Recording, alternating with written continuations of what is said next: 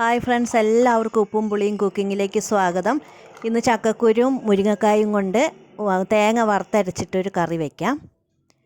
അതിനായിട്ട് ചക്കക്കുരു ഞാൻ മുഴുവനോടെ ഇതുപോലെ വേവിച്ചെടുക്കുകയാണ്. അതിലേക്ക് ഉപ്പിട്ട് ഒരു അര ഗ്ലാസ് വെള്ളം ഒഴിച്ച് നമുക്കത് വേവിച്ചെടുക്കാം. ഒരു 2 വിസിലടിച്ചപ്പോൾ തന്നെ അത് വെന്ത് കിട്ടിയിട്ടുണ്ട്. ഇനി അതിൻ്റെ തൊലിയൊക്കെ ഞാൻ എളുപ്പം ചെയ്യാൻ വേണ്ടിയാണ് ഇങ്ങനെ ചെയ്യുന്നത്. അതിൻ്റെ തൊലിയൊക്കെ ഇതുപോലെ പൊളിച്ചെടുക്കുക. അതിന് ശേഷം അത് കഷ്ണങ്ങളാക്കി എടുക്കണം. ഇതുപോലെ ഞാൻ തൊലിയൊക്കെ പൊളിച്ച് കളഞ്ഞ് കഷ്ണങ്ങളാക്കി എടുത്തിട്ടുണ്ട്. മുരിങ്ങക്കായും ഇതുപോലെ കഷ്ണങ്ങളാക്കി ഞാൻ എടുത്തിട്ടുണ്ട്.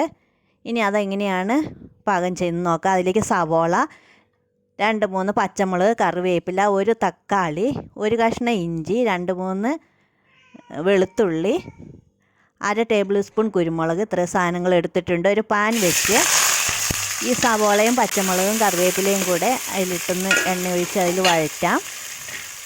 ഒരു 2-3 ടേബിൾ സ്പൂൺ വെളിച്ചെണ്ണ ഒഴിക്കണം. അതിന് ശേഷം അതിലേക്കിട്ടൊന്ന് വഴറ്റിയെടുക്കാം. ഇപ്പോൾ ഏകദേശം ചുവന്ന് വന്നിട്ടുണ്ട്. അതിലേക്ക് നമുക്ക് ഇഞ്ചി, വെളുത്തുള്ളി, കുരുമുളക് ചതച്ചതും കൂടെ ഇട്ട് കൊടുക്കുക. അതും കൂടെ നന്നായിട്ടൊന്ന് ഇളക്കണം. 1 ടീസ്പൂൺ മല്ലിപ്പൊടി, 2 ടീസ്പൂൺ മുളക് പൊടി,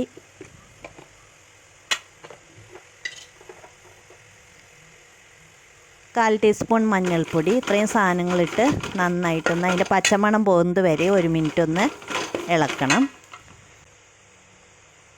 അതിന് ശേഷം 1/2 ടേബിൾ സ്പൂൺ ഗരം മസാലപ്പൊടി ഇട്ട് കൊടുക്കുക. അത് നന്നായിട്ട് ചേർത്തൊന്ന് ഇളക്കിയതിന് ശേഷം ആ തക്കാളി അരിഞ്ഞത് ചേർത്ത് നന്നായിട്ടൊന്ന് മിക്സ് ചെയ്യുക. എന്നിട്ട് അതെല്ലാം കൂടെ ഒന്ന് കൊത്തി വെച്ച് മൂടി വെച്ച് വേവിക്കണം.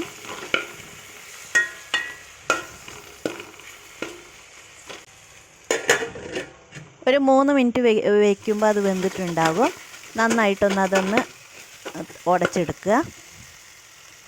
അതിലേക്ക് ഈ ചക്കക്കുരു ചേർത്ത് കൊടുക്കാം. ചക്കക്കുരു ഒരു 3/4 വേവായിട്ടുണ്ട്. ഇനി നമ്മൾ അതിൽ വെച്ച് ഒന്നും കൂടെ വേവിക്കുന്നുണ്ട്. അപ്പോൾ അത് പാകത്തിന് വെന്ത് കിട്ടിക്കൊള്ളും. ഇനി അതിലേക്ക് ആ മുരിങ്ങക്കായും കൂടെ ചേർത്ത് കൊടുക്കുക.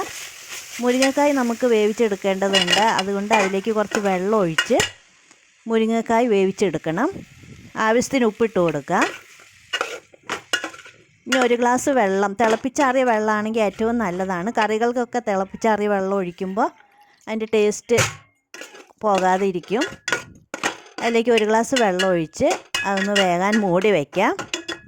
ഞാനൊരു 10 മിനിറ്റ് വേകാൻ വയ്ക്കുന്നുണ്ട്. എന്നിട്ട് എങ്ങനെയാണ് വെന്തോന്ന് നോക്കണം നമുക്ക്. ഇനി നമുക്കൊരു ചീനച്ചട്ടി വെച്ച് അതിലേക്ക് 1 കപ്പ് തേങ്ങ വറുത്തെടുക്കണം.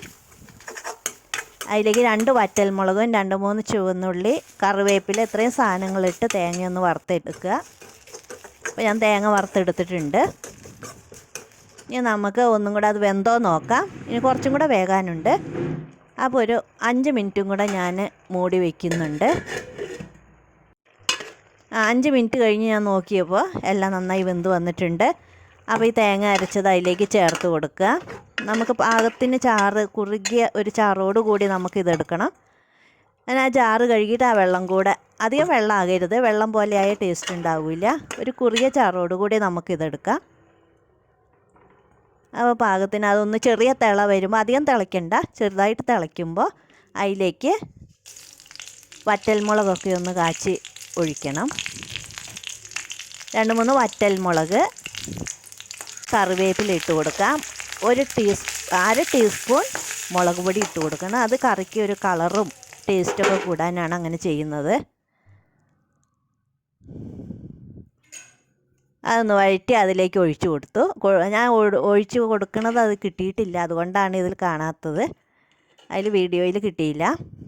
ചക്കക്കുരും മുരിങ്ങക്കായും കൊണ്ടുള്ള കറി ഇവിടെ റെഡി ആയിട്ടുണ്ട്. എല്ലാവരും ചെയ്ത് നോക്കണം.